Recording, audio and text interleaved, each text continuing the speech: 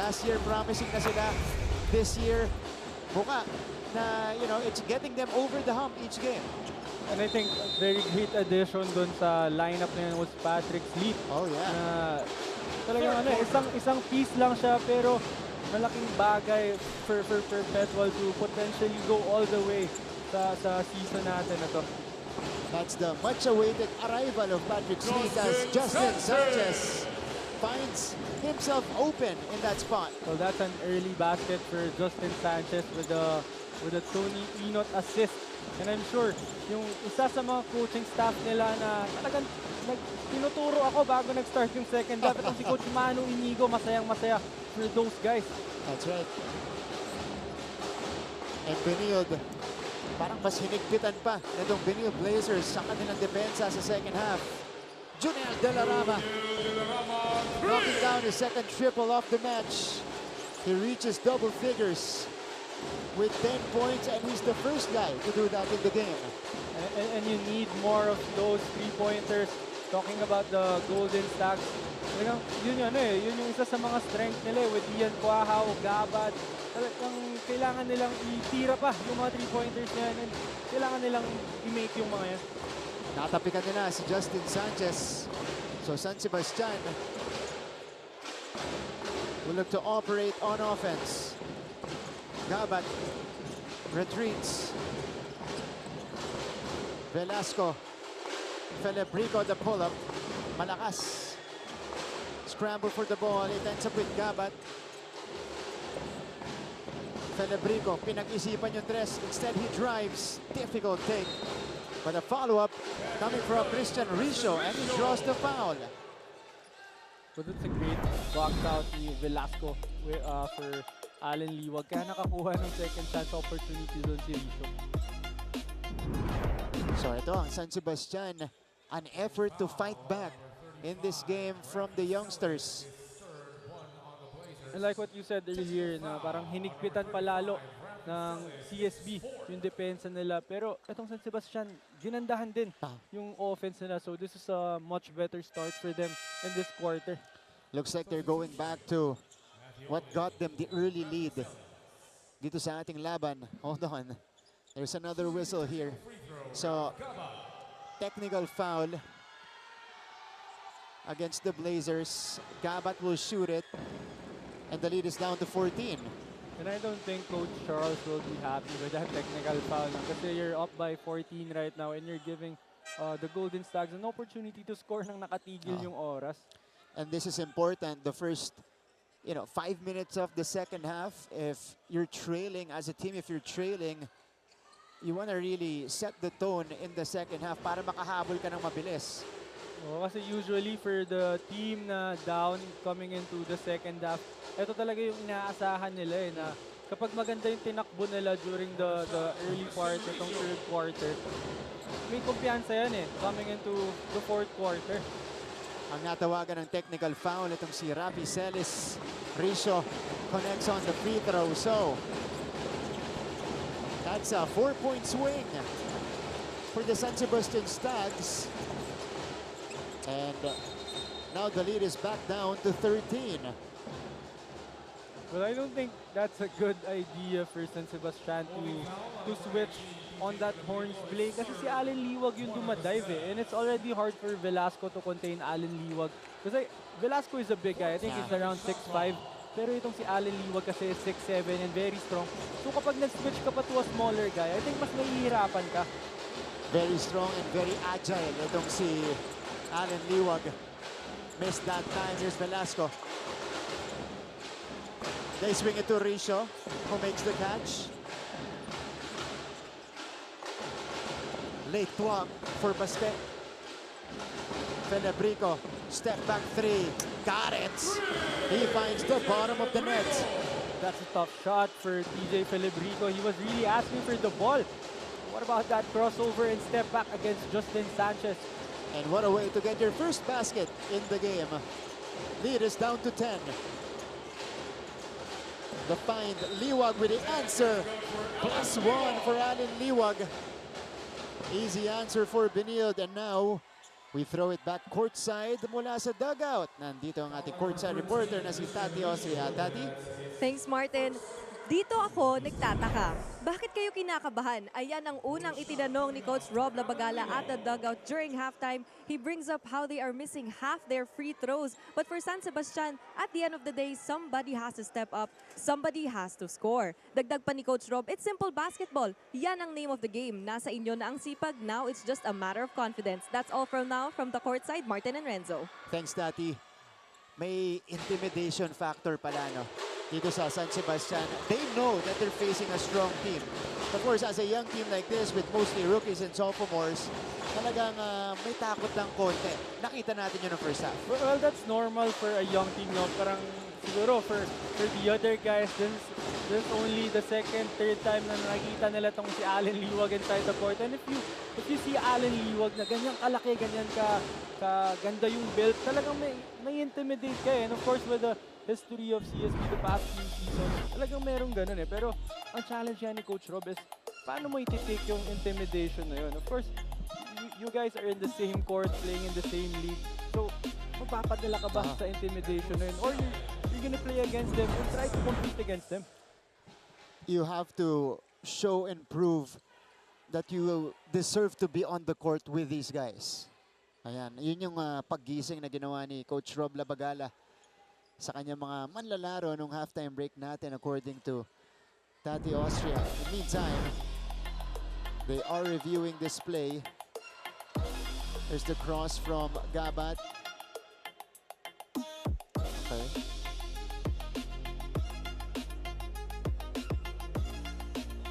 Ayun yung bigay kay Philip Rico. Ito yung bangga. Close call though. Momentum. Ang nag-break nung momentum ng bola, it looked like it was Ian Torres. But unclear if it also went through Felebrico. And the referee was right behind those two guys, kaya hindi masyadong clear. Ooh, okay. Pwede nga kay Felebrico rin. Kasi siya yung tumapit nun kay Torres. So, successful challenge. Right call for Coach Rob as they regain possession here or maintain possession. Baba sa 13 ang abante ng Benilde. Again, this was a 20-point lead. Now down to 13. Kanina 10. Naka 3-point play si Liwag.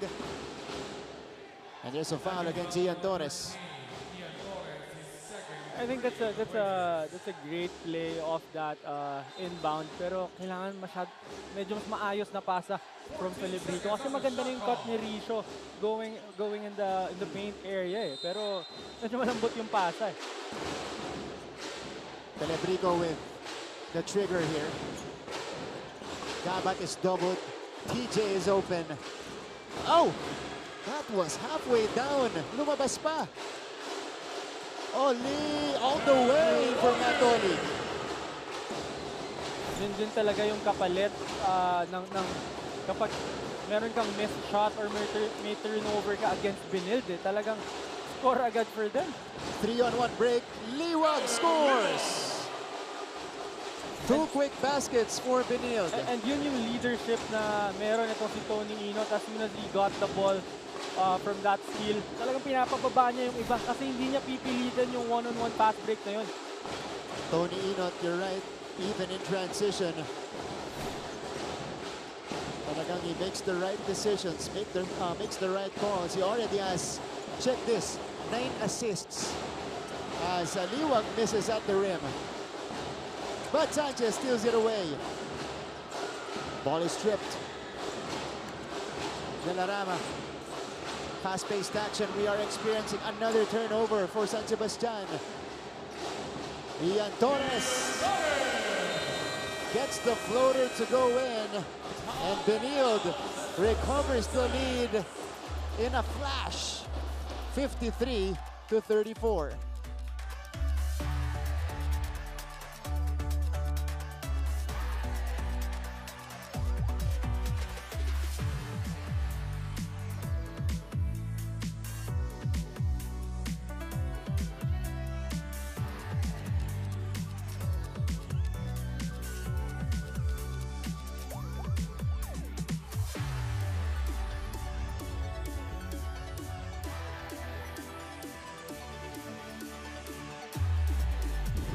Balik sa ating laban, the Benilde Blazers. After a run from San Sebastian, here is the fight back from one of the best teams in the league. Matt Oli with a score in transition. Stolen by Inot and then Liwag finishing the break. Enzo, nagtuloy-tuloy na. Nag-avalanche na para dito sa Benilde Blazers yung puntos. Well, isa pang reason bakit mahirap kalaban itong CSB. Kasi kahit gaano kagandang run or kahit gaano kahabang run yung ibato mo sa kanila, sa experience na meron itong team na to, nakita na nila lahat yan eh. And na-solve na nila yan. So kahit gaano kagandang laruin mo dyan, hanggat hindi tapos yung laro, hindi titigil yung CSB. And nakita naman natin kung gaano ka-effective yung fight back nila doon sa early run ng San Sebastian na yun. Oh, Team Oli. Ayan family ni Matt Oli mula sa Pampanga. In attendance today. Meron pang party hats. Ayan, may props pa sila dito in full support. I think that's the reason why itong si Oli maganda yung nilalaro for this game. Early to 3-pointers. Nung unang pasok niya pa lang nung first half. May extra motivation pa na. Itong si Matthew Oli. He has 8 points so far. San Sebastian really finding it difficult to break Benilde's press. Well, it's really hard to break that press, that zone press, ng ganito kahaba yung mga defender. And that delays San Sebastian's offense as Lumanag misfires. So yun yung epekto din nun. Late clock na, kaya itinira na ni Lumanag. Oh, wala na silang ibang nakuhang shot ng possession na yun kung hindi yung first open look ni Lumanag. So another stop for Benilde again. This is valuable experience for San Sebastian, but they gotta show some fight. Kung hindi, mas iiwanan sila ng Benilde dito. Well, I think Ian Kwao should really step up, at least try to find a way na makakontribute pa rin sa game na to. Is back out on the court. Oli with the offensive board. Torres too strong on the floater. Ito na si Ian Guahaw. SJ Moore is tasked to guard Guahaw. Lumanag drives. Oh, saw the lane. And Lumanag scores. And yun yung sinasabi ko na respeto ng CSB for Guahaw. Si SJ Moore hindi na tumingin dun sa attacker eh. Talagang hindi na siya i-help. Talagang bantay sarado itong si Ian Guahaw. Lumanag. Bounce pass. De La Rama steps into the three. Too strong. Rebounded by, at least almost by Velasco, but it went outside. Let's check out what happened here. This was Lumanag. Yeah. Got the free lane that time around. Hindi kasi siya hindi na nag-help sa kanya para hindi malibre yung ibang tao. Yung stance pa lang ni SJ Moore talagang hindi na siya he-help eh. Nakatalikod siya doon sa sa attacker. So I think yun yung pwede ring gawin ng San Sebastian right now eh. Talagang atakihin nila yung side na kung saan itong si Ian Guahaw. Kasi hindi talaga he-help yung tao ni Ian. So we'll see. Una muna, kailangan ma-recognize yan ng San Sebastian. And once they do and they execute, dun pa lang mag-a-adjust itong Benilde Blazers. 4-12 left. And the third quarter. So San Sebastian now also applying the press. Shooting the technical free throw, Ian Guahaw. So it's another technical. Okay, this is the third one against Benilde. And I hope that technical free throw by Guahaw would get this game going. Yeah. Kasi for scorers like Ian Guahaw, you only need to see that ball go into that rim, tapos okay na eh. Yeah. Sometimes it's all you need to gain your confidence back. Sanchez, no. He follows it up. Wow. Justin Sanchez with the drive and the hustle. I think Justin Sanchez is most effective when he plays the 4. Talagang, kasi yung sa match-up mas mabagal sa kanya usually yung mga 4. Yeah, in that position, in the NCAA, he's a walking mismatch. Misfire by De La Rama. Ito na si Justin Sanchez. 3.5 to go. Sanchez this time going to his left. Recognizing na itong si Nepasena is a lot slower than him, kaya inaatake niya to every single time. Sanchez coming in as the league's #1 scorer at 19.2 points per game. Now he has 10 points. De La Rama fading away. Nice move. Just couldn't buy a basket. Well, yun lang talaga yung mga available na looks para dito kay De La Rama and kay Quahao. Talagang contested lahat. Grabe itong dinidepensa ng Benilde. 20-point lead anew. They tie their biggest lead, talking about the Blazers. Velasco. It's still with Leo. Ball is tapped around. 5 to shoot. They need to take. Velasco drives and he scores. Timeout. On the floor, si Coach Charleston tumawag. They're well ahead. 57-39.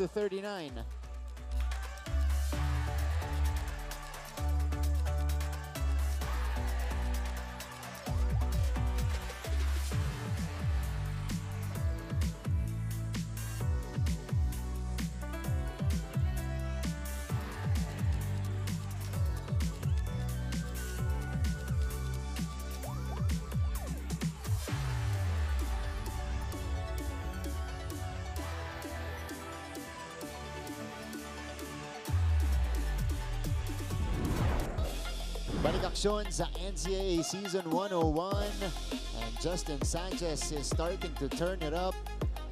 Couple of baskets for Sanchez will move him up to 10 points. This was the latest one.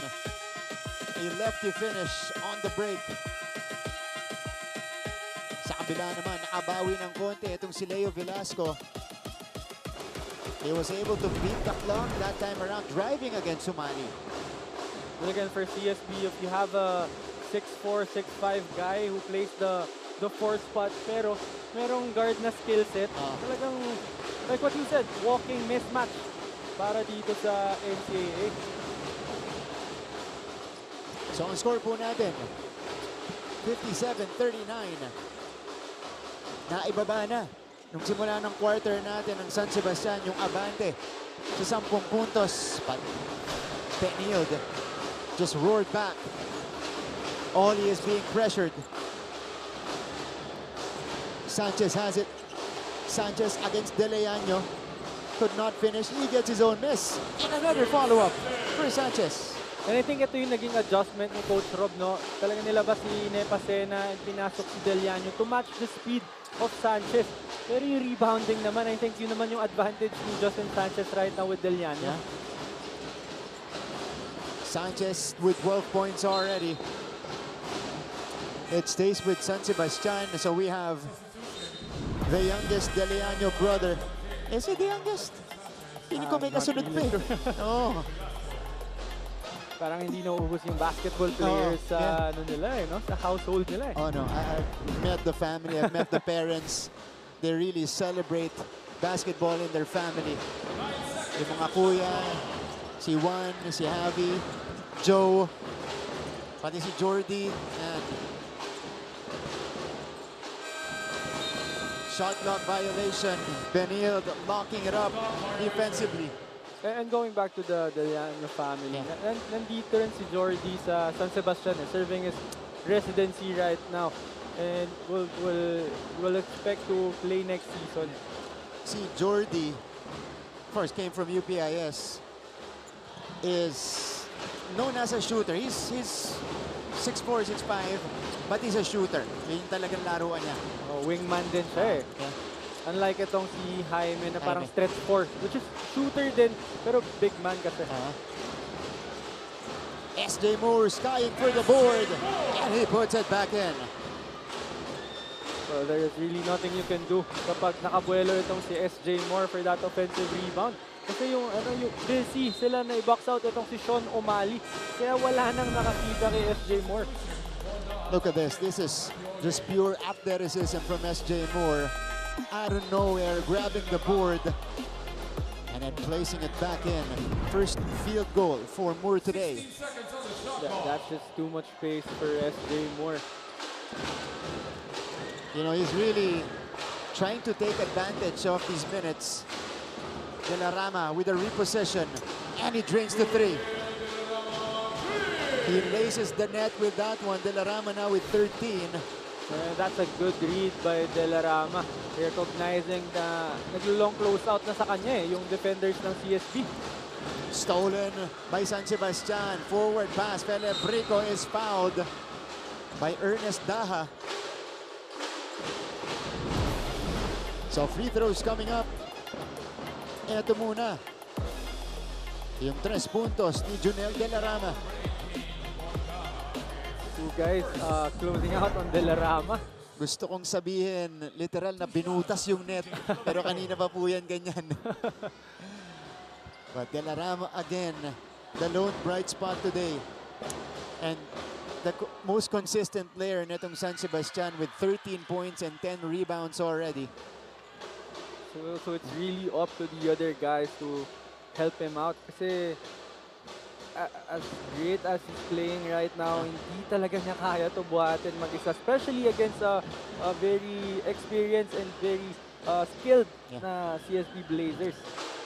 They really have to produce as a team. And Felebrico providing the goods. He has bounced back nicely, especially after his performance against EAC. Morales on the finishing end. And that 1-2-1-1 press by the Golden Stags was easily break by CSB. Half minute remaining in the third quarter. Ian Guahao has Sean O'Malley on him. Guahao floats it up. Wala pa rin. Guahao now is 0 out of 7. Well, that's a really tough matchup even for Ian Guahao kasi itong si Sean O'Malley very deceiving kasi yung build niya. Iisipin mo na mabagal siya pero napakabilis ng paa niya, ng lateral niyan, and magaling yan sumundot sa likod. Kahit gwardya, kaya niyang bantayan. Guahao is down. Slow to get up. Kick out. Daha. No. Deleano with the board. Oh, Moore gets it back. But could not make the final shot as the third quarter comes to a close. The Blazers, well, they maintain the lead. 63-43. This is looking like a bounce back win for the Blazers. We'll see if they can maintain in the fourth when we return. GMA Sports PH and NCAA Philippines. Fourth quarter begins. This is the matchup between San Sebastian and Benilde with Martin Javier and Renzo Navarro in the broadcast. And we see the scoring here. That second quarter really made a difference. Dun bumuka itong abante ng Benilde. Oo, kasi yung first quarter, napakaganda ng start nitong Golden Stags. Pero tama ka, no? Yung second quarter na yan, na talagang nag-adjust na sila. And with their second group coming in, with Alan Liwag coming in, talagang dun na lumayo yung score nitong CSB. And it was all about maintaining from that point on for Benilde, which they were able to do in the third quarter as well. Look at the hustle of Junel De La Rama. This is what you want to see from your best player on the team. Well, we were talking about the box score earlier, pero I want to also talk about the defense of the Benilde Blazers. Talagang they really did a great job containing Ian Guahao. And I know Junel De La Rama already with 13 points, but sobrang hirap ng 13 points na yun eh. Talagang pinaghirapan niya every point. Talagang grind para kay De La Rama. Lahat ng puntos niya ngayong araw na to. And he gets the rebound there. Rebound number 11 for Junel De La Rama. TJ Felebrico, rumaragasa. Nothing there. Goes back to Benilde. TJ is still down. Ito si Felebrico. This is the Felebrico that we know. Diba? Talagang tunnel vision. Dire-diretso. Gagamitin yung katawan to, force his way to the cup. So that was a hard attack by TJ Felebrico, which is the right thing to do. But yun nga yung adjustment with TJ Felebrico transitioning to a 3-spot. Meron na siyang drop pass that time napakommit niya na yung dalawang defender sa layup niya. Merong libre sa ilalim. Hindi niya lang na-recognize that time. Kasi nga, sanay siya na all the way talaga And that's part of, it's strange to say that it's part of his development because this is his senior year already with San Sebastian. Pero yun yung part din ng pag-transition niya as a 3 player. Moving forward, Taha nails it from the outside. So everybody's contributing for Benilde. Well, ito yung naging problema nila last game. I know we mentioned that earlier that there were only 3 guys stepping up for CSB Blazers their game against Arellano. Pero ito, nanggagaling kung saan-saan yung mga puntos nila. And this is the rhythm that they want to play on. Taha, again, substantial minutes off the bench para sa Benilde. And I think that's the 10th assist of Tony Inot.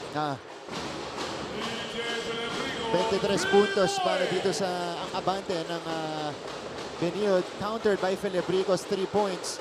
Pero tama ka. Teka, tingnan natin. Yeah, 10th assist of Tony Inot. 2 points, 2 rebounds, 10 assists, and 3 steals for Inot today. So really doing everything for CSB, and I'm really happy for that development of Tony Inot. As you see that jumper by De La Rama, but going back to Inot, when he was still with San Beda, he's more of a scorer for them. Talagang siya yung defender ng mga main guys ng kabilang team. Siya yung scorer of that transition opportunities for San Beda. Pero ngayon talagang point guard na itong si Tony Inot. And look at Inot get the rebound there. Shows us the hustle, despite, of course, the lead of Benilde right now. De La Rama, yes, Junel De La Rama, hindi pa tapos. Well, it's also hard to stop Juniel De La Rama on the break because he's very athletic as well. Umali trying to squeeze it in, he gets it back. Tony, Umali, Bumumba. And he gets fouled. Well, Tony Inot is simply just looking for his teammates. He's just really trying to involve everyone. He's not even, looking for his shot. No. Walang intensyon. Paghawak ng bola, tingin agad, scan agad ng floor for the location of his teammates as we see this move from De La Rama. That puts him at 15 points and 12 rebounds. Another double-double for the rookie. Pero yun ang naging mode ngayon ni Tony Inot. Gusto yan ni Enzo. Former assist leader. You got a player who has 10 assists right now. The very definition of pass first. And also kasi with the build of Tony Inot, mahirap talaga kasing depensahan kasi he's around 6'1", na very hefty. So mahirap siyang depensa, mahirap siyang i-contain. Tapos he looks for his teammates pa. So mahirap I correct myself, 17 points and 12 rebounds already for De La Rama. Another great game for It's just him. De La Rama. But the other guys should really help him as well. Again, he's having a fantastic rookie year for San Sebastian. Quahao. Gabat lays it up and in. They need more of that, and they need them quickly. Yes, and speaking of the other guys, itong si Polo Gabat, alam naman natin kung gaano ka-capable ito to score big for San Sebastian. But you have Alan Liwag on the floor for Benilde for some instant points. And this is gonna be scary for the rest of the league. No? Talagang nakabalik na itong si Alan Liwag. And I don't think na kailangan niya pa ng ng break-in kasi okay na siya. Tony, bounce pass. Liwag slams it down. What about that between the legs na pasa nito ni Tony Inot? 11th assist for Tony Inot today. 71-52. That slam ignited the Benilde crowd. But Delarama reaches 20 points for the second straight game. Tony. The spy. Ooh, pabanda mula kay Jake Gaspay. And even Jake Gaspay making those mid-range jumpers. And I believe that he called board for that shot. Talaga? Oo. Okay. Sure tayo dyan. Sadya, no? That's the first basket of Jake Gaspay. 5.5 to go. San Sebastian lumalaban. Pero hindi sila makakuha ng stops. And Benilde will set things up. Tony Inot right now has been the main facilitator. Tony turns it over. Forward pass. Quahao is against Sanchez. And Justin just let Quahao go that time around. And that's big for Quahao kasi kailangan niya talaga makita na pumasok yung bola sa ring. Kasi makaka-apekto yan sa confidence niya. First basket for Ian Quahao today after 10 attempts. Justin Sanchez, we've seen several of that from Justin Sanchez. First take Mintes, kukunin niya ulit, tsaka ipa-follow up. And I know I said earlier na pinaka-dangerous itong si Justin Sanchez when he's playing the 4 spot. Pero he's playing the 3 spot right now. Same effect lang. Yeah. He's adjusted very well to his role as Gabat finds bottom on that net. The lead is 15, 4 minutes to go. San Sebastian kumakapit. Well, I think this is very manageable pa for San Sebastian. They just have to continue playing and continue playing the right way. Now, Quahao against Inot that time.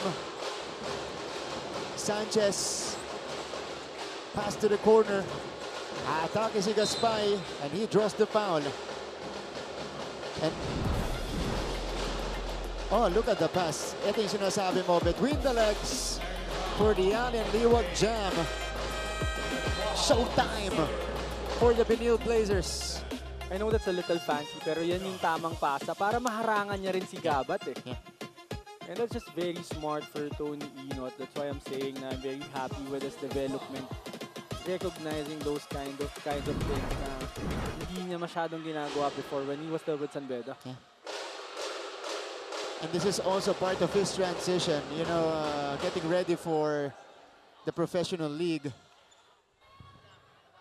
Tony Inot, actually, nung high school siya, kilala siya as a defensive guy, as a defensive player.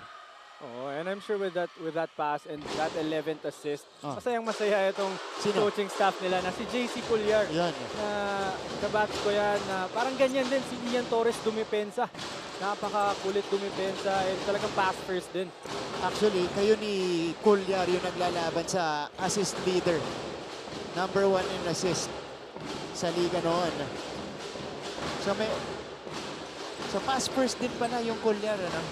Pass first kasi no choice ka talaga magiging pass first ka, especially kapag nandyan si Will Gozum sa lineup mo. Yeah. Mix Oxon pa, so talagang pass first para mas madali yung trabaho mo. That's right. New player on the court para dito sa San Sebastian. This is Jurek Segovia wearing jersey number 3. Only his second game played here in the NCAA.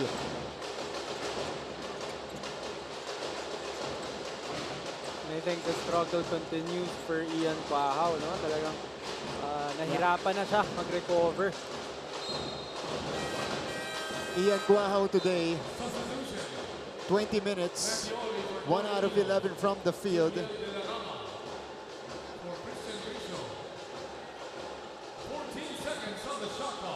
And only 3 points in the last 2 games for Quahao. He has gone 2 out of 20. Too strong for Sanchez. Gaspay. Back to Oli. One dribble in. Oli drains the jumper. And that's the unselfishness that we were looking for their past game. Si Oli, mainit na mainit to pagpasok niya pa lang kanina nung first half. Pero meron na siyang open shot. Nag-decide siya na ipasa ito kay Justin Sanchez. Na binalik naman ni Justin Sanchez for that much better look for Oli. Matthew Oli with good production off the bench. Felebrico, the step back. No go. But I think that has been the story for San Sebastian. I think lahat ng nakuha nilang tira were all contested, were all tough shots, and hindi sa sistema nila nakuha eh. Hindi galing sa execution. Hirap talaga. Yeah, I think that's mainly the reason why they struggled for this game. And the Blazers, hindi rin nakatulong na mas kompleto na Blazers team yung hinarap nila ngayong araw na to. Yung excited na Allen Liwag kasi nga ilang games wala, so na-tempo din. Yeah. Allen Liwag today, 17 points in 17 minutes of action. De La Rama, layup rolls out. Matthew Oli. Sanchez could not handle the pass. But again, you gotta love the unselfishness of Matthew Oli. Meron na siyang layup eh, pero he wanted to give that pass to Justin Sanchez para assist yung makukuha nila. 1.5 to go. Gabat. Felebrico. Yes. So DJ Felebrico now with 11 points in the match, their second leading scorer. And that's a great shot by Felebrico, but I think it's a little too late for them. It was just a well-played game for the Benilde Blazers. Oli misses from mid-range. Inside the final minute, the Blazers bounce back in a big way. Liwag with the acrobatic shot.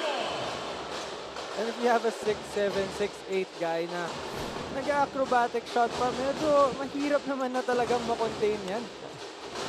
Allen Liwag with 19 points in his return. And again, I have to remind you, Martin, na galing ng sakit to, ha? Yeah. Sanchez rises for the 2 points. And that's all she wrote. That's adding salt to the wound for Benilde, as they are on track to get their 4th victory in Season 101. And we also have to give a shout out to Matt Oli, who has produced very well for Benilde. 10 points, 2 rebounds, 4 out of 8 from the field in front of his family, who is here in Phil Oil, came all the way from Pampanga to support him. Oh, and itong si Matthew Oli is just a good compliment for those guys like Justin Sanchez, Allen Liwag. Talagang it just makes it a lot harder to contain those guys kapag meron ka pang Matthew Oli na iisipin. That's right. Taha fouls Felebrico. Final touches of this game, TJ. Di pa sumusuko para sa San Sebastian. Good bounce back from TJ today. 11 points. Struggled from the field, but you know, I think it was necessary for him to create offense for himself. Lalong-lalo na nung sumikip na yung depensa nitong Benilde. Of course, he is used to just getting those offensive rebounds. Doon lang niya kinukuha talaga yung score niya eh. Pero with all the adjustments, with all the changes in their lineup, talagang yun na eh. Kailangan niya ng pagtrabahuhan every point. We're talking about TJ Felebrico. And Gonzaga, who played in the first quarter, made his return here. dribbles it out. And the Blazers are back in the win column after beating San Sebastian 82-64 in our first game today. Well, this is a dominating win for the CSB Blazers. Obviously, with the return of Alan Liwag, they really took care of all the areas na nagkulang sa previous game nila against Arellano. 19 points in 19 minutes for Alan Liwag to go along with 7 rebounds. Came off the bench today. I think only entered the game second quarter. Yes, it was second quarter and immediately made an impact. Great game for the Benilde Blazers, and this is, you know, something they can look back on. Yung mga ganitong klaseng performance whenever they face a struggle again. Let's go to the Lasallian School hymn.